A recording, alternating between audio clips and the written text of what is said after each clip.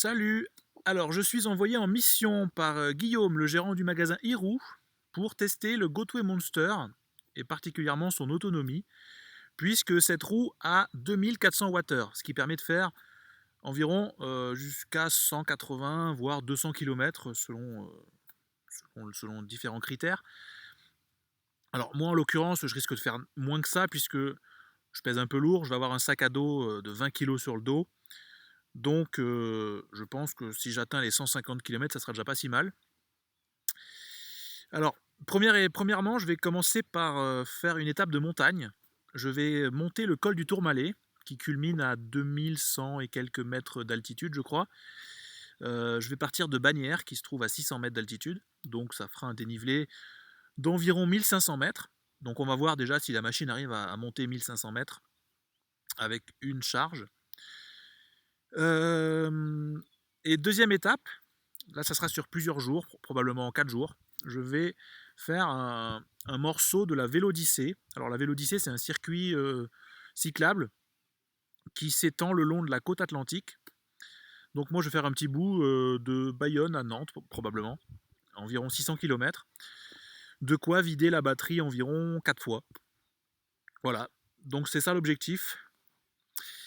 Mais pour commencer, je vais quand même vérifier que la roue est bien une roue de 2400 Wh. Alors pour vérifier ça, j'ai un petit appareil qui s'appelle le Charge Doctor.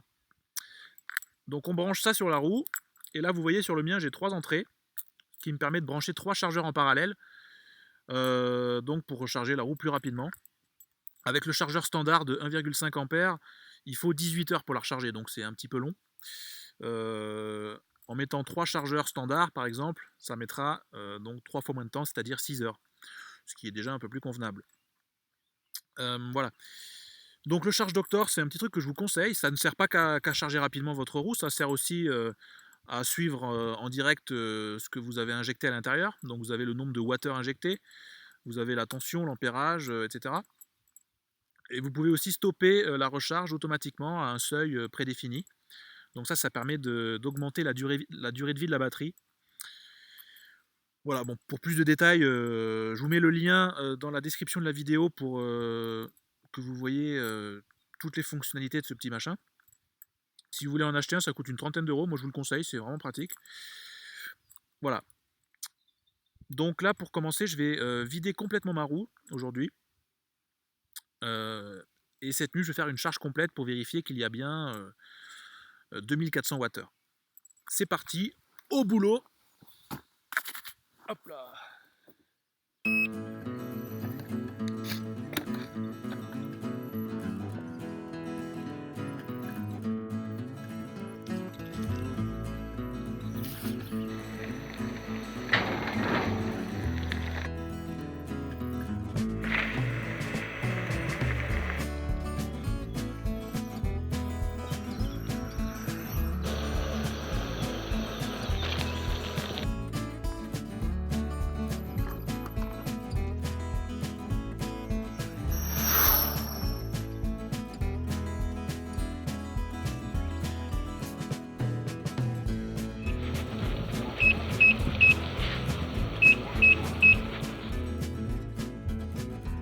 Alors voici le Charge Doctor en action, après une bonne recharge bien complète pendant toute la nuit.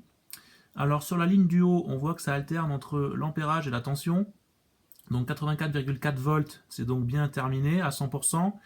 0,11 ampères, ça veut vraiment dire que c'est quasiment, on peut pas aller plus bas quasiment, hein, ça va progressivement arriver à 0, mais il va falloir attendre plusieurs heures pour ne gagner que quelques wattheures, hein, donc ça sert à rien d'attendre plus. Les chargeurs passent au vert quand l'ampérage franchit la barre des 0,25.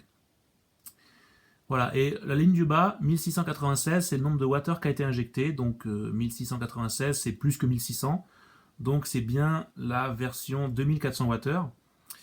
Alors pourquoi est-ce que j'ai pas plus que ça? Parce que 1696 sur 2400 c'est quand même à peine plus que les 2 tiers. Eh bien parce que ma batterie n'était pas complètement vide, hier soir il restait encore environ 30%.